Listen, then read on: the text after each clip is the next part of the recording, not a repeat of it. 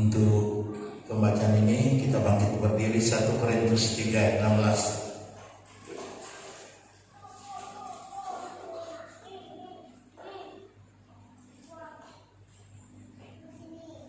Kalau sudah dapat, kita membacanya bersama-sama secara serentak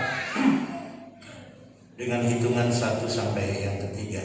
Sekali lagi 1 Korintus 3 ayat 16.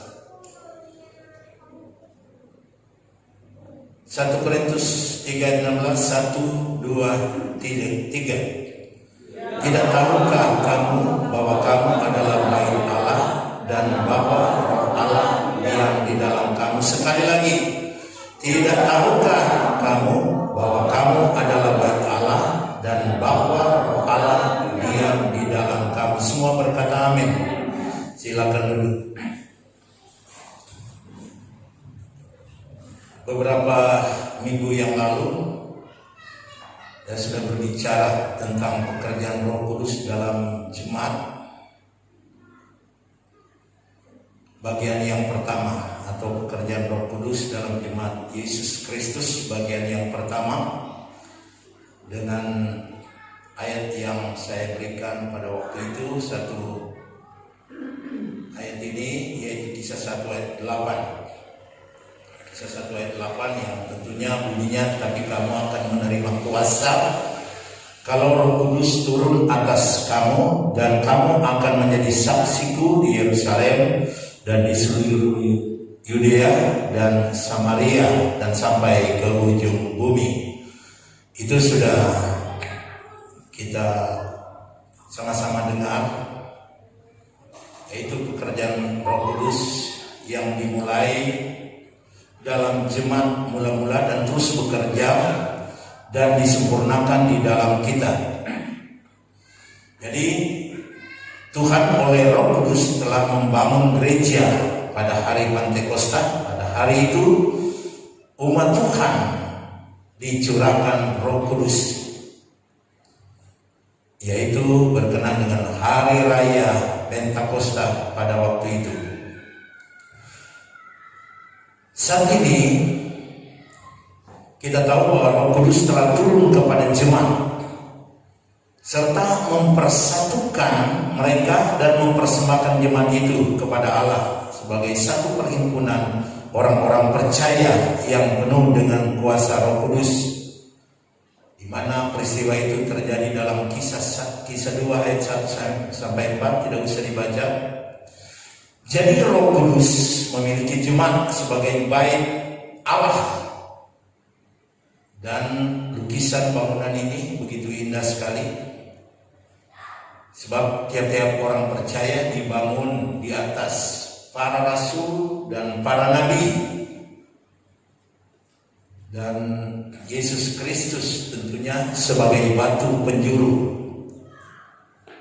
Kemudian bangunan itu menjadi kediaman daripada Tuhan atau oleh Roh Kudus.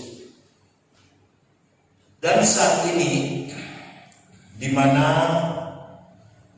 kita akan masuk di dalam poin yang berikut tadi yang kami sebutkan, bagian kedua, yaitu Roh Kudus di dalam jemaat Yesus Kristus bagian kedua. Pekerjaan Roh Kudus dalam jemaat Kristus ini perlu kita ketahui bahwa Roh Kudus adalah kepala yang memimpin jemaat itu. Jadi kepala dari jemaat itu bukan gembala, bukan pemimpin wilayah, bukan majelis daerah, bukan majelis pusat, tetapi yang menjadi kepala yaitu Yesus Kristus, yang dimana Yesus Kristus ini mempercayakan kepada Roh Kudus atau oknum ketiga dari kealahan, yaitu Roh Kudus Jadi sekarang ini Roh Kudus yang memimpin umat, yaitu umat yang mau berserah kepada Tuhan, jemaat yang mau taat kepada Tuhan, jemaat yang mau setia kepada Tuhan, yang sungguh-sungguh percaya dipersatukan dengan kepala, yaitu Yesus Kristus. Merekalah yang akan menjadi tubuh Kristus. Dan kemudian merekalah yang akan menjadi jemaat yang sejati.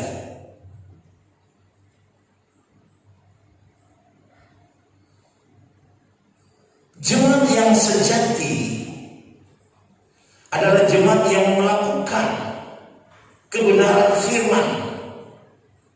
Jemaat yang sejati, jemaat yang taat kepada suara Roh Kudus. Jemaat yang sejati adalah jemaat yang mau tunduk kepada kebenaran firman itu, atau jemaat yang melakukan kebenaran firman. Kebenaran firman yang diurapi oleh Roh Kudus. Kebenaran firman yang dimana firman itu dikumandangkan sampai seluruh dunia oleh pelayan-pelayan Tuhan yang diurapi dengan Roh Kudus. Dan memang harus dipimpin oleh Roh Kudus. Dalam Kisah Para Rasul 15 ayat 16, kalau saudara membaca hal tersebut, kemudian aku akan kembali dan membangunkan kembali pondok Daud yang telah roboh, dan reruntuhannya akan kubangun kembali, dan akan aku teguhkan. Dan kemudian 15 ayat 17, supaya semua orang lain mencari Tuhan, dan segala bangsa yang tidak mengenal Allah yang kau sebut milikku, demikianlah firman Tuhan yang melakukan semuanya ini.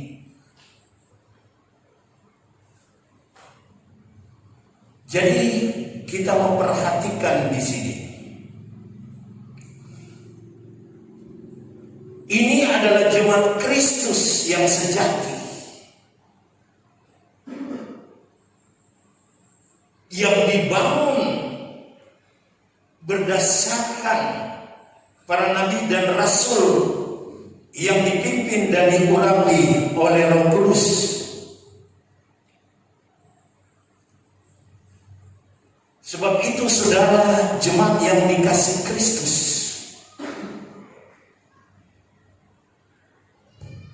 jemaat yang telah dibangun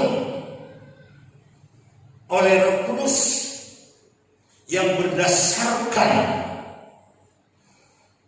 nabi-nabi dan para rasul, menjadi satu himpunan jemaat yang dikehendaki oleh Tuhan. Oleh sebab itu, alangkah baiknya jemaat atau himpunan jemaat, termasuk kita semua ini, yang merupakan himpunan jemaat yang dikerjakan oleh Roh Kudus dan Yesus Kristus sebagai kepala gereja, kita sepatutnya menyerahkan sepenuhnya kehidupan kita kepada Kristus melalui pimpinan Roh Kudus. Kita harus menyerahkan dengan segenap hati hidup kita. Kita harus menyadari bahwa kehidupan kita ini bukan oleh kuat dan gagah kita, melainkan oleh kekuatan Roh Kudus. Apakah setelah Roh Kudus bekerja pada awal gereja, terus Roh Kudus tidak bekerja lagi pada tahun-tahun berikut sampai sekarang ini? Tidak. Roh Kudus masih bekerja. Mujizat-mujizat yang terjadi dalam pelayanan para rasul dan para nabi. Pada awalnya gereja itu berdiri atau bertumbuh pada waktu abad pertama dan abad berikutnya. Roh Kudus itu masih bekerja sampai hari ini. Mujizat-mujizat yang terjadi di kala itu, gereja mulai bangun, gereja mulai berdiri, gereja mulai terbentuk. Ada banyak mujizat yang kita baca di dalam firman Tuhan. Dan kisah-kisah ini sangat benar, patut kita percayai karena dibimbing, dituntun oleh Roh Kudus. Mereka menulis firman itu, menulis kisah-kisah ini. Dan kita pada zaman ini tentunya masih merasakan pekerjaan Roh Kudus. Artinya Roh Kudus masih membangun tubuh Kristus dengan memanggil melalui pemberitaan Injil. Tentunya pemberitaan Injil yang diurapi. Dia ingin memilih kaumnya, umatnya, gerejanya pada hari-hari terakhir ini di dunia yang kita tinggal saat ini, yaitu kaum, yaitu umat gereja yang percaya kepada pemberitaan firman atau pemberitaan Injil sebagai ajaran Kristus. Markus 16 ayat 15.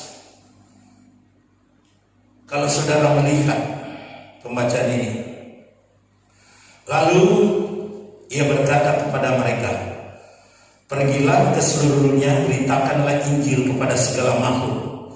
Siapa yang percaya dan dibaptis akan diselamatkan, tetapi siapa yang tidak percaya akan dihukum." Jadi pemberitaan Injil ini masih berjalan terus. Jadi Roh Kudus masih membangun umat pada hari terakhir ini juga.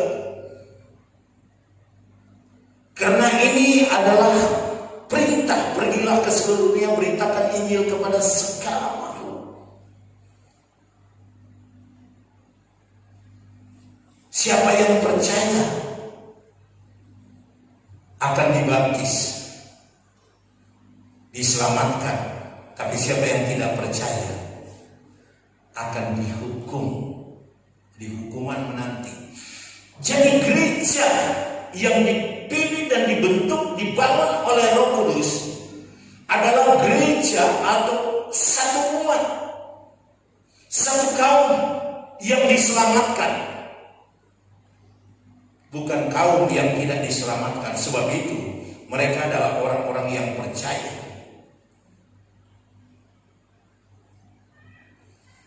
Dan itu ditujukan kepada bangsa-bangsa, bukan hanya kaum Yahudi. Saudara bisa melihat dan membacanya, Kisah Para Rasul 15 ayat 14 sampai 18. Simon telah menceritakan bahwa sejak semula Allah menunjukkan rahmat-Nya kepada bangsa-bangsa lain, yaitu dengan memilih satu umat dari antara mereka bagi namanya. Jadi kita lihat Tuhan telah memilih, karena berita itu telah disampaikan kepada bangsa-bangsa lain yang dengan memilih satu umat dari antara mereka untuk menjadi gereja Tuhan, satu kumpulan orang percaya. Dan hal ini berlandaskan ucapan para nabi atau nubuatan. Kalau saudara baca ayat 15. Dan ayat 16 dikatakan kemudian aku akan kembali dan membangunkan kembali Pondok Daud. Itu yang kita baca tadi.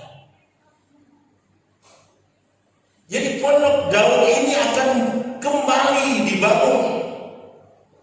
Itu telah roboh. Itu tidak kelihatan lagi.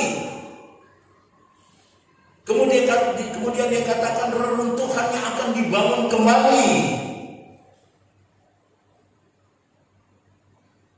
Kalau sudah dibangun, dikatakan aku akan teguhkan. Ini pekerjaan siapa yang akan membangun Pondok Daud? Ada apa di Pondok Daud itu? Saudara tahu di Pondok Daud itu ada puji-pujian. Mereka meninggikan Tuhan. Ibadah yang luar biasa. Ibadah yang menyenangkan hati Tuhan. Nah, akhir zaman Tuhan akan membangunkan Pondok Daud ini. Di mana yang sudah menjadi reruntuhan, tidak ada puji-pujian yang menyenangkan hati Tuhan. Siapa mereka? Siapa Pondok Daud itu? Pondok Daud itu adalah saudara dan saya, ada di dalamnya. Gereja yang dibangun oleh Roh Kudus.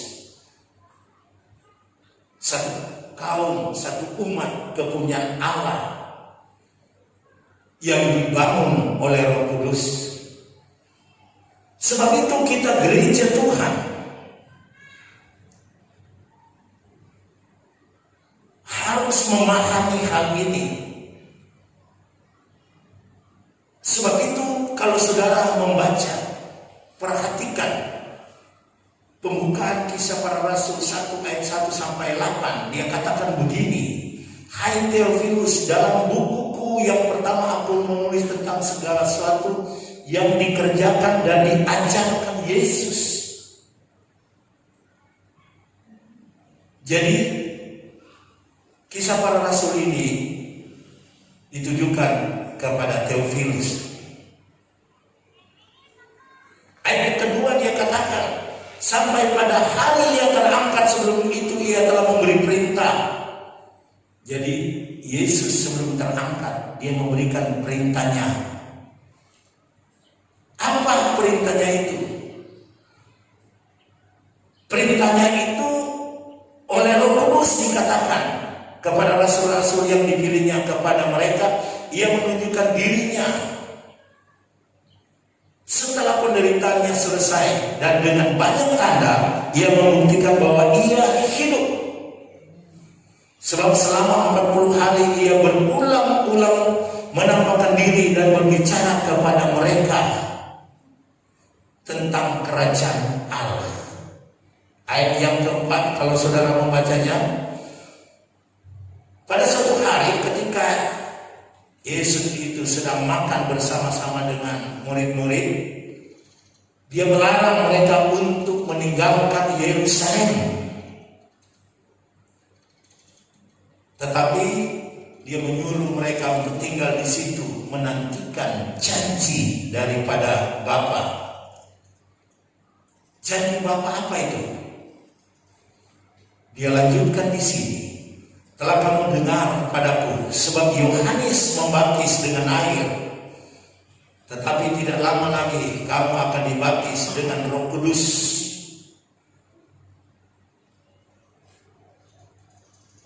Kemudian murid-murid itu bertanya kepada Yesus,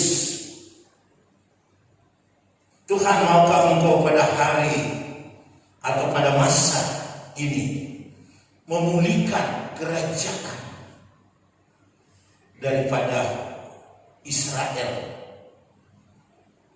Apa jawab Yesus? Engkau tidak tahu mengetahui masa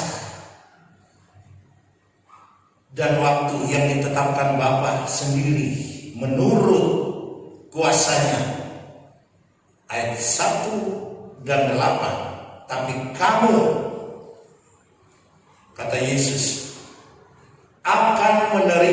kuasa kalau Roh Kudus turun atas kamu. Setelah Roh Kudus turun, mereka itu akan menjadi saksi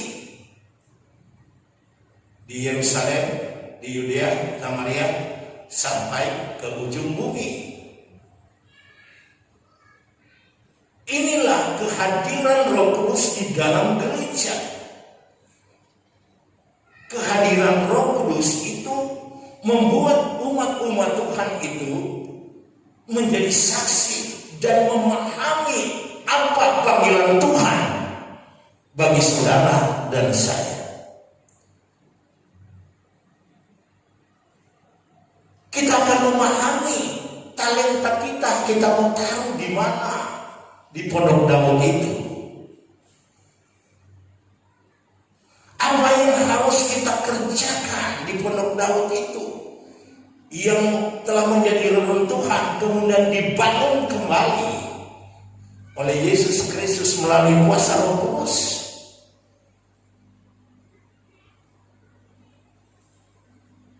Tentunya kita harus pahami dan sadari kemana kita harus menempatkan kehidupan kita, yang tentunya kita berserah, berharap, bersandar kepada Roh Kudus.